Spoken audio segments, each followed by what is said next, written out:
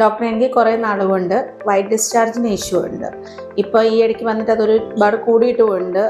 അതുപോലെ അതിൻ്റെ നിറം മാറിയ ഒരു ഗ്രേ പോലെ ആയിട്ട് എനിക്ക് തോന്നുന്നുണ്ട്. എന്നുവെച്ചാൽ ആദ്യമേ നമുക്കൊരു വൈറ്റ് കളറിലൊക്കെ ആണെന്നുണ്ടെങ്കിൽ അത് മെൻസ്ട്രേഷൻ്റെ സമയത്ത് പീരീഡ്സിനോടനുബന്ധിച്ച് നോർമലി വരുന്നതാണ് വൈറ്റ് കളർ എന്ന് പറയുന്നത്. പിന്നെ അതൊരു യെല്ലോയോ ഗ്രീനോ ഒക്കെ ആകുമ്പോൾ സെക്കൻഡ് സ്റ്റേജ് ഒക്കെ ആകുമ്പോഴാണ് ഒരു യെല്ലോയോ ഗ്രീനോ ഒക്കെ ആവുന്നത്. അന്നേരം അതൊരു ഇൻഫെക്ഷൻ, നമ്മൾ ശ്രദ്ധിക്കേണ്ടതാണ്.